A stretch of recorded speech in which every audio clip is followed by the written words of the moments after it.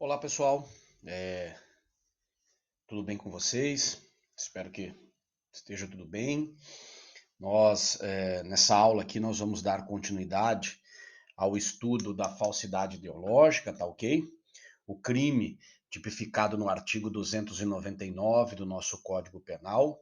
Aula passada, rapidamente aí, só para que a gente possa recordar, né? Aula passada, nós iniciamos o estudo do crime de falsidade ideológica destacando para vocês, inicialmente, né, a distinção feita, trazida pelo nosso Código Penal entre, assim, nos crimes de falso, entre os crimes de falsidade material e os crimes de falsidade ideológica. Né? Vimos que os artigos 297 e 298, enquanto falsidade do documento público e do documento particular, tratam da falsidade material, aquela que recai sobre a concretude, sobre a materialidade do documento, seja ele público ou particular. Já quando falamos na falsidade ideológica, relacionada à ideia, à moral, relacionada à ideologia, né, do documento, o legislador escolheu tratar tanto a falsidade ideológica do documento público quanto a falsidade ideológica do documento particular no mesmo dispositivo que é esse que nós estamos estudando. Destaquei para vocês ainda que a concepção de documento público e de documento particular continua sendo aquela distinção que nós construímos quando estudamos os crimes de falsificação de documento público e particular. Então, o bem jurídico protegido ele continua sendo o mesmo, né? Que é, né, dos artigos 297 e 298, enquanto bem jurídico, né, a fé pública. Afinal de contas, é justamente, né, a classificação dada pelo Código, né, como um bem jurídico sendo a fé pública. Enquanto objeto material, vimos que são os documentos. Núcleo do tipo, né, nós vimos aí que são dois, basicamente, o omitir e o fazer inserir, com um asterístico aí, ou com aquela recordação que nós colocamos, né, que alguns doutrinadores vão indicar para vocês três núcleos, que é justamente o inserir e fazer inserir. Na nossa concepção, e né, seguimos aí aquela concepção doutrinária que indica a existência de dois núcleos. Na sequência, passamos aí para os sujeitos ativo e passivo do crime. Vimos ali que basicamente estamos diante de um crime comum e podendo ser praticado por qualquer pessoa, e enquanto vítima, nós vimos ali que é o Estado, detentor da fé pública, e a pessoa física ou jurídica que é atingida. Enquanto o momento consumativo, né, que foi o último elemento da aula passada, não muda nada em relação àquilo que estudamos, ou pelo menos o princípio, né, em relação ao momento consumativo dos crimes de falsidade ideológica, seguem, digamos, aquele mesmo caminho, aquele mesmo percurso, né, que nós estudamos em relação à falsidade material, né? Basta você desculpa, o elemento subjetivo, né?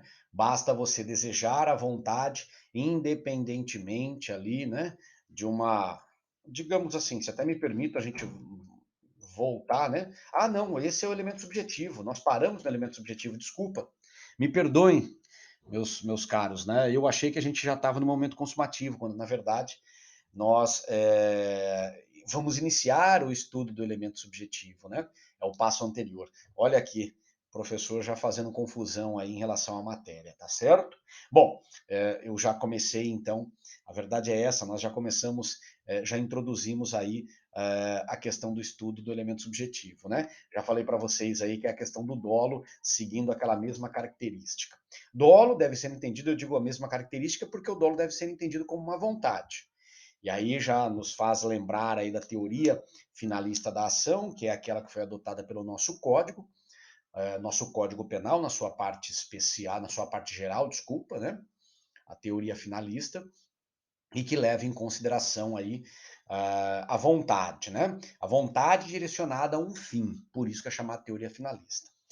E no caso do artigo 299, tá? O dolo, que é a vontade direcionada a um fim, ele é caracterizado, ele é classificado como um dolo, essa é a verdade, como um dolo específico, né? Na sua modalidade específica, como você pode perceber aí, junto ao seu a sua lateral direita, tá certo?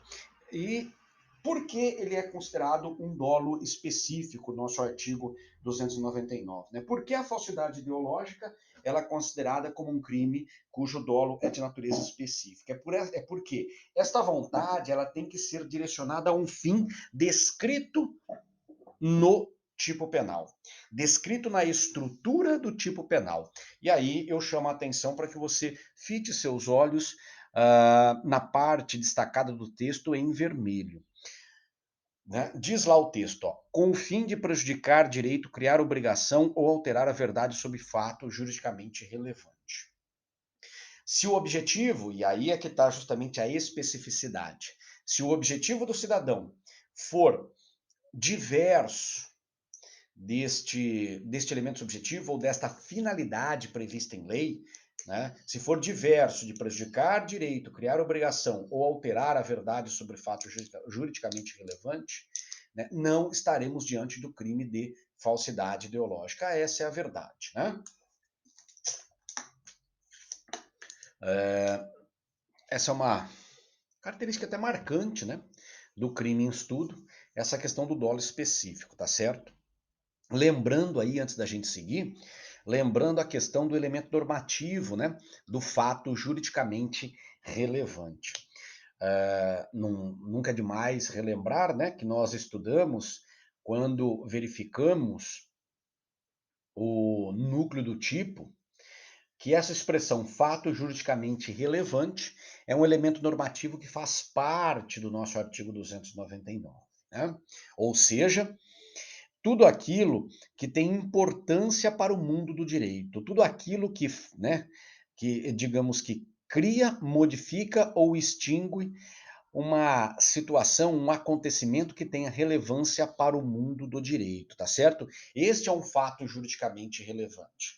Aquilo que não tem importância para o mundo do direito não é considerado um fato juridicamente relevante.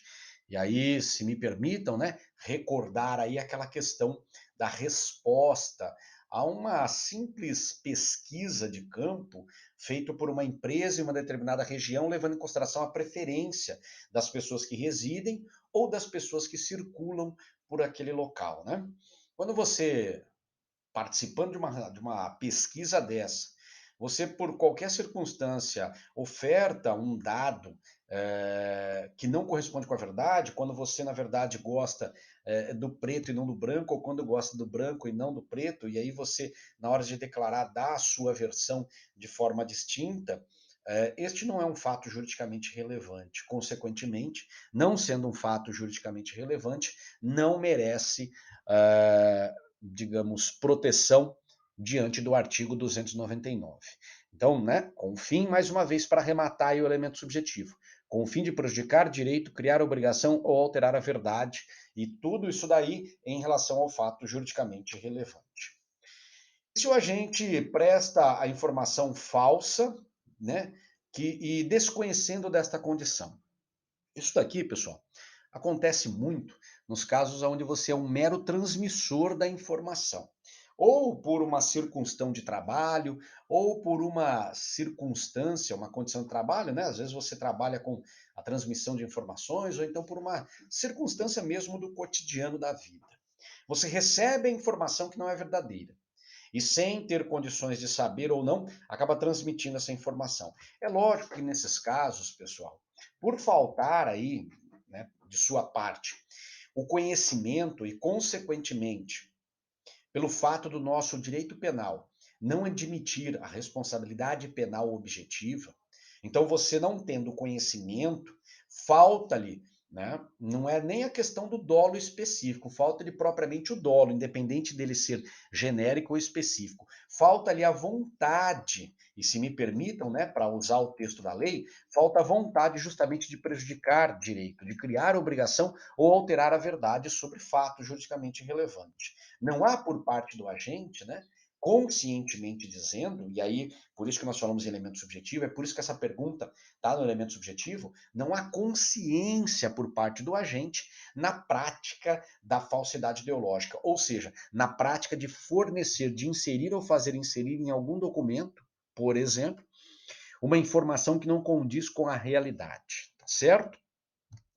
E a questão da modalidade culposa, e também queria chamar a atenção de vocês, o nosso artigo 299 não admite a modalidade culposa, aquela prevista lá no artigo 18 do nosso Código Penal. A culpa ela tem que ser expressa, como nós encontramos, né? Na parte especial do Código, tanto no artigo 18, quanto também conjugado com o próprio artigo 20, toda a sua construção do erro de tipo, né? Permitindo a punição do agente quando em erro de tipo, pela forma culposa, quando expressamente prevista. Então, quando não está expressamente prevista, eu não posso levar em consideração a culpa, tá certo? Maravilha, vamos seguindo aí. E aí um pouco de princípio da especialidade. Lembrando aí que essa é uma pergunta relacionada ao conflito aparente de normas, tá bom? Basicamente, a pergunta leva em consideração uma finalidade, relacionada agora sim com a questão do dolo específico.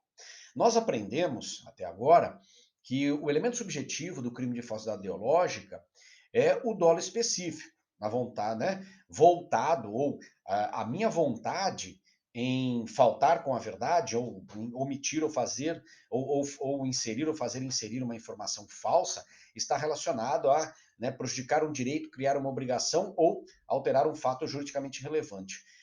Se eu sair, então nós aprendemos isso daí. Se a minha finalidade, se o meu objetivo, se a minha vontade for direcionada a um objetivo, a uma, digamos, vertente diversa dessas três que nós vimos, eu não tenho que falar em falsidade ideológica. Mas aí eu te pergunto, e quando essa questão envolver, enquanto finalidade, a questão que eu digo é a finalidade, né? E quando esta minha finalidade envolver o sistema eleitoral? Uma, digamos, alterar o conteúdo de um fato juridicamente relevante na esfera eleitoral. Nesse caso, pessoal, mais uma vez pelo princípio da especialidade, nós já vimos isso aí, né? Quando estudamos a falsidade material, mas mais uma vez, pelo princípio da especialidade, eu tenho a aplicação de um tipo penal específico, que vem esculpido no artigo 350 do Código Eleitoral, e como você pode, ou se já percebeu, ou como pode perceber, né? Do teu lado esquerdo aí, né? Caixa 2 de campanha eleitoral. Gostaria só de destacar com você, né, nesse elemento específico, que o artigo 350, quando do surgimento da Operação Lava Jato, e toda aquela questão envolvendo políticos que arrecadavam dinheiro através de Caixa 2 para custeio de campanha e, consequentemente, até para custeio de vida, né? Digamos assim, a tipificação desta conduta ela encontrava, né, entre outros, que nós vimos lá o 348, 349, quando a gente fala na modalidade material, né, mas encontra também tipificação no artigo 350 do Código Eleitoral. Podemos dizer, de uma forma bastante simplória e para facilitar o nosso entendimento, de que o crime de Caixa 2, enquanto natureza jurídica, ele é chamado de falsidade ideológica eleitoral, tipificada no artigo 350 do Código Eleitoral, tá certo? Seguindo a mesma linha, esta é a verdade. Mais uma perguntinha interessante aí, né? E se a falsificação tiver por finalidade a sonegação fiscal? Por mais uma vez, convido vocês a responderem esta pergunta, entenderem esta pergunta, levando em consideração o princípio da especialidade, né? Então, Tenho certeza que já na tua cabecinha surgiu aí a necessidade de desconsiderar o Código Penal enquanto artigo 299 e considerar um tipo penal específico. No nosso caso, quando falamos dos crimes, né, envolvendo a sonegação fiscal, ou seja, os crimes, tecnicamente dizendo, contra a ordem tributária, a falsidade ideológica ou a conduta da falsidade ideológica, ela encontra tipificação no artigo 1º, incisos 1 e 2 da Lei 8.137 de 90, tá certo? É um tipo penal específico, mais uma vez, no conflito aparente de normas, esse conflito ele é solucionado pelo princípio da especialidade. Quando nós falamos em conflito, tá, pessoal? Talvez nem todos tenham aí a concepção do que significa isso. Quando se fala em conflito aparente de normas, na verdade, se parte de um cenário onde, hipoteticamente, eu tenho dois crimes que se aplicam ao mesmo caso. Falando de uma outra forma, né? Eu tenho, digamos, uma conduta prática, uma conduta concreta que aconteceu no mundo e que eu preciso tipificar esta conduta diante do ordenamento jurídico. Basicamente, quando se fala em conflito, é porque existem duas normas que aparentemente se aplicam àquele mesmo caso. No nosso aqui, nós teríamos em tese o 299, que se encaixaria perfeitamente, e temos ainda o artigo 1º, incisos 1 e 2 da Lei 8.137 de 90, que também se encaixaria perfeitamente. Então, pelo princípio da especialidade, né, a doutrina nos ensina que prevalecerá nesta aplicação o tipo que contiver o maior número de elementos específicos em relação ao caso concreto. Se a gente for falar então em sonegação fiscal, né, em crime contra a ordem tributária, ou seja, você usar de uma falsa declaração ou omitir uma declaração com o fim de obter uma sonegação fiscal, e este é o objetivo final do cidadão, levando em consideração a especificidade do dolo, nós deixamos o artigo 299 porque esse fato não está específico lá no 299, e o fato que eu digo específico, que não está lá, é justamente o desejo de sonegar, o desejo de não pagar os impostos, de sonegar os impostos. Ele não se encontra lá no 299, mas ele vem específico no artigo 1º, incisos 1 e 2 da Lei 8.137, tá ok? Então, quando a gente fala nessa questão do conflito aparente de normas, o que eu quero que você tenha em mente é o seguinte: um fato concreto, duas normas aparentemente que se aplicam. Qual delas eu devo considerar? Aquela que apresentar o maior número de elementos específicos, tá certo? Momento consumativo do crime. Agora sim, a gente, né, parte da onde o professor lá no começo da aula achava que nós havíamos parado, né? Eu estava divagando com vocês aqui, estava navegando com vocês aqui pelas ondas da falsidade ideológica, imaginando que à minha frente, né, eu estava, na verdade, olhando para os meus pensamentos aí, né, eu imaginava que nós estávamos é, é, é, parados, né, ou havíamos parado, melhor dizendo, na aula passada, justamente nesse momento consumativo, quando na verdade nós havíamos parado na aula passada no elemento subjetivo. Mas, então, né, feita aí as escusas, as merecidas escusas deste nobre combatente aqui, né, deste humilde professor, vamos seguir aí em relação ao momento consumativo do nosso crime de falsidade ideológica. Ah, da mesma forma, tá, pessoal, que nós encontramos no estudo dos crimes materiais, né, dos crimes de falsidade material, a falsidade ideológica, ela também é classificada como um crime formal. Essa é a verdade. Porque a consumação, e aí é justamente, né, o nosso ponto alto do estudo aí, ela ocorre com a omissão, né, a omissão daquela informação que deveria constar no documento, ou seja, ele público ou particular, né? Ou assim, isso nós falamos do momento consumativo em relação ao primeiro núcleo, né? Que é a questão da omissão.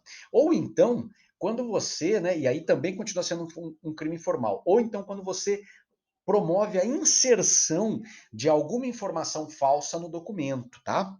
Então, em ambos os casos, mesmo na omissão quanto na inserção, seja num agir positivo, seja num agir negativo, o crime será sempre formal.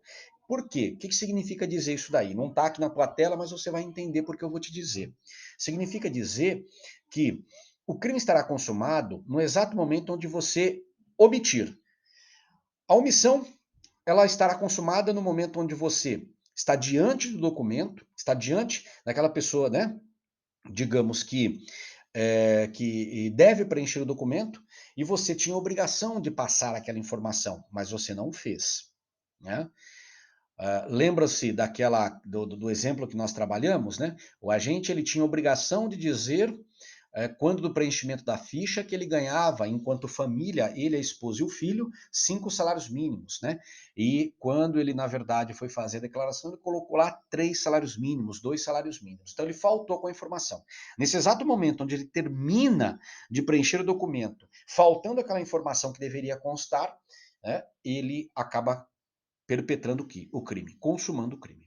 Agora, quando nós falamos no verbo inserir, né, na inserção, e aí nós já passamos a uma conduta positiva, também não há necessidade, não há exigência por parte do 299 da ocorrência de algum efetivo prejuízo para qualquer parte, seja ela pública ou privada, seja ela Estado ou pessoa física ou jurídica, né? Pensando aí no sujeito passivo do crime.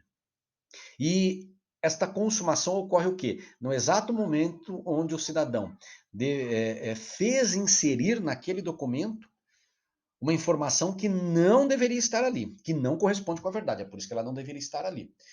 Lembrando lá no nosso exemplo, né? O cidadão ele tinha que declarar lá quantos filhos ele tinha, e na verdade ele não tinha filho nenhum. Mas para poder receber o benefício que ele fez, ele colocou no documento que ele era pai de 4 filhos, de 5 filhos. Quando na verdade isso nunca existiu. Então, no exato momento onde ele promove a inserção dessa informação no documento, na ficha lá de cadastramento, ele incorre no crime, independentemente dele lá na frente conseguir ou não os R$ 600 enquanto benefício, tá certo? É preciso haver o uso do documento? Essa é uma perguntinha, né? Já batida, podemos assim dizer, né? É por isso que está aqui a gavetinha, né? Na imagem que eu coloco do teu lado. E a resposta é negativa. E essa gavetinha do teu lado, essa imagem da gaveta cheia de papéis, é para lembrar justamente daquilo que nós falamos enquanto falsificação de documento material, né? Significa dizer, pessoal, que você não precisa efetivamente utilizar deste documento para a prática do crime em estudo. Essa é a verdade.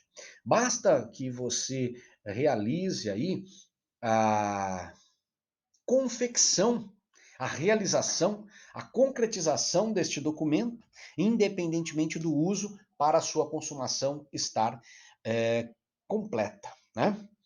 Você pode simplesmente realizar a inserção ou faltar com a informação, pegar esse documento sem nunca utilizar e guardar numa gaveta. Se daqui 6 meses esse documento é encontrado por alguma autoridade pública no exercício de sua função e verificando, né, então digamos, esta aplicabilidade do documento, se ele verificou que há uma falsidade enquanto ideologia desse documento, você responde pelo crime, independentemente de ter usado, mais uma vez ressaltando aí. E por falar em consumação, mais uma perguntinha, né? Posso afirmar que o crime em estudo admite tentativa? Olha, pessoal, isso daqui, ele vai aqui, né, nesse específico momento da falsidade ideológica, diferentemente daquilo que nós vimos, e aqui distingue, tá? Tem que tomar cuidado com isso, mas assim, essa distinção ela é muito mais por uma questão dogmática do que propriamente prática, tá certo? Por que eu estou falando isso? A questão é prática, né? É assim, eu digo assim, a questão é dogmática, desculpa, né? Não prática, dogmática. Olha eu confundindo aqui. Por que é uma questão dogmática? Vocês aprenderam quando estudaram lá no segundo termo a estrutura do crime? Tenho certeza que vocês aprenderam o seguinte, a seguinte regra, tá? Isso é um dogma, por isso que é dogmática, a gente fala que é da dogmática, né? Os crimes omissivos próprios não admitem tentativa. Alguns doutrinadores gostam até de usar aquela expressão, né? Assim, um comparativo aí, né? Não existe mulher meia grávida, né? Ou a mulher está grávida ou a mulher não está grávida. Não existe meia grávida. Então se diz o seguinte: Quando se fala nos crimes omissivos próprios, não há que se falar em tentativa de crime. Ou o crime não está consumado e nunca existiu, ou o crime está consumado e existe. Essa é a verdade. A gente diz o seguinte, né? Quando se fala na tentativa de crime omissivo próprio, é porque não existe crime. Né? Então, guardada esta, digamos, consideração, guardada esta informação, se a gente voltar lá no estudo da estrutura do tipo, na leitura do artigo 299 enquanto tipo, nós verificamos que o primeiro núcleo é o verbo omitir. E aprendemos lá, né, que em relação ao verbo omitir, o nosso tipo penal do artigo 299, ele é classificado como um crime omissivo próprio ou puro. Então, consequentemente, se ele é assim classificado, por uma questão de dogmática penal, não há que se falar em possibilidade de tentativa.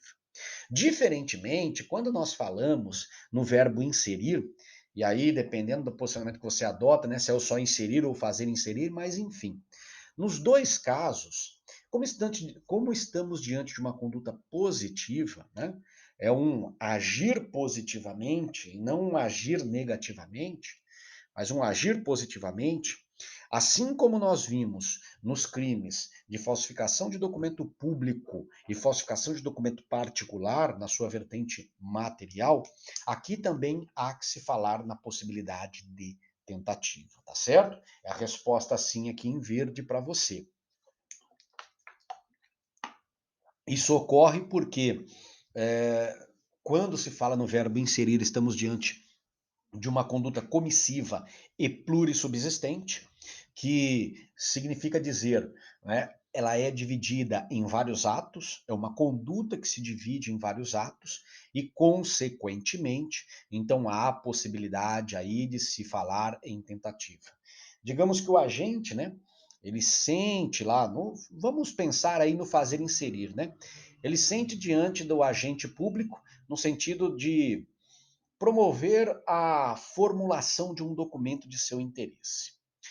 E ele, digamos, o cartorário, por exemplo, do cartório de notas, e ele passa, né, a partir daquele momento, declarar algumas informações úteis para que o nosso cartorário possa confeccionar ali a escritura. Num determinado momento, ele realiza algumas informações então ele iniciou o processo de execução, ele fala para o cartorário, né? Ele declama alguma coisa para o cartorário, só que o cartorário percebe que existe alguma coisa de errado ali naquela informação. E antes, então, né, que é o segundo ato, antes dele efetivamente escriturar, digitar, né, aquela informação junto à escritura, ele busca outras fontes de informação, por exemplo, um sistema do governo, né? A fim de verificar a veracidade, e percebe que a declaração inicialmente feita pela pessoa que está ali na tua frente, ali na frente dele, é falsa. Então, este cenário, né, do agente ter dito ao cartorário, só que o cartorário conseguiu, antes de escrever na escritura, perceber que aquela informação é falsa, partindo de uma fonte externa, um banco de dados do próprio governo, representa muito bem um cenário onde estamos diante da figura tentada da falsidade ideológica em virtude do verbo inserir, que nos leva a pensar numa conduta comissiva e, consequentemente, plurissubsistente, tá certo? Primeiro ato, o criminoso declarou. Segundo ato, o escrevente recebeu aquela informação e passou para a escritura. Antes da ocorrência do segundo ato, o cartorário percebe a mentira, tá bom? E causa de aumento de pena, né? Isso é uma causa até relativamente simples, tá? Leva em consideração aí, né? Inicialmente, tá? Essas são duas aí, né? Mas eu digo assim, leva em consideração uma condição. Então diz lá o nosso artigo 299, parágrafo único do Código Penal. Se o agente é funcionário público e comete o crime prevalecendo-se do cargo, ou se a falsificação ou alteração é de assentamento de registro civil, aumenta-se a pena de sexta parte. Antes da gente seguir, eu só gostaria de fazer com vocês aqui algumas ponderações, tá? Primeira delas é o seguinte, pessoal. Se o agente é funcionário público, então é uma condição, uma condição pessoal. Qual que é o valor agregado à figura principal? Já não é mais um crime comum, é um crime próprio, porque se é praticado por funcionário público, tá? E comete o crime prevalecendo-se do cargo. Bom, isso daí é uma decorrência direta. Segunda figura de aumento de pena, né? Falsificação ou alteração é de assentamento de registro civil. Então, se a falsidade ideológica, ela ocorre, né, em relação ao registro civil, um assentamento de registro civil. Daqui a pouco a gente vai ver quais são esses, né? E, por fim, a consequência. A consequência é uma causa de aumento de pena. Uma causa de aumento de quanto? De 1/6, tá? Então, essa é a consequência da agregação de algum desses valores à figura principal, né? Pensando de uma forma dogmática aí, né? Então, primeira figura, leva em consideração, como eu falei para vocês, leva em consideração a condição de funcionário público como sujeito ativo do crime. Então, sai de cena aquela classificação de crime comum que nós demos anteriormente e entra em cena uma classificação de crime próprio. Tem que ser o funcionário público no exercício, desculpa, no exercício de sua função, tá certo? Isso deve, digamos assim, não ser perdido de vista quando você analisa esta figura de causa de aumento de pena. Esta figura, né, esta condição não deve ser perdida de vista, tá bom? E a segunda causa de aumento, como nós podemos ver aí na sequência, né, falsificação ou alteração de assentamento de registro civil. Essa daqui, pessoal, já é uma condição de causa de aumento que recai sobre o objeto material do crime em estudo. Quando nós falamos lá do objeto material, nós vimos lá documento, seja ele público ou particular, né? Agora, quando a gente vem para essa figura de causa de aumento de pena, essa figura circunstanciada, né, tem que ser um documento público e, consequentemente, esse documento público ele tem que ter relação o quê? Com assentamento de registro civil. E aí você pode me perguntar, professor, mas quais são esses assentamentos? Quais são esses documentos? Basicamente, pessoal, é uma lista que existe lá na Lei 6.015 de 73, é uma lista bastante objetiva, tá?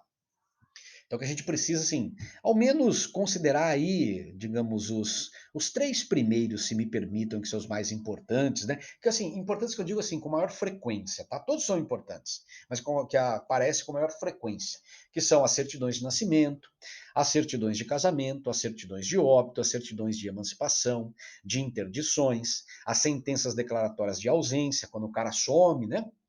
É o caso lá do Ulisses Guimarães, né? Até hoje não foi encontrado o corpo.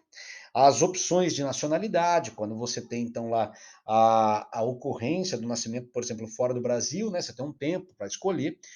E as sentenças que deferirem a legitimação adotiva. Aí são aquelas sentenças, né, de processos de adoção, tá certo? Então, esses são justamente os objetos, né, entre aspas aí, poderiam ser os objetos materiais, né, do nosso crime em estudo do artigo 299 com a causa de aumento, tá? Isso, lógico, a gente tem que considerar o seguinte, é uma especificidade em relação à causa de aumento, tá bom? Mas aí, para finalizar, né, essa questão da falsidade ideológica, só alguns pontos controversos em relação a essa questão que nós vimos aqui por último, tá? A gente falou da questão dos registros civis, né, nessa causa de aumento. Então, mas aí nós temos que lembrar o seguinte, o Código Penal, ele traz algumas figuras específicas desta falsidade ideológica, tá? Então, podemos assim dizer, né? A falsidade ideológica, enquanto figura de causa de aumento de pena, tá certo?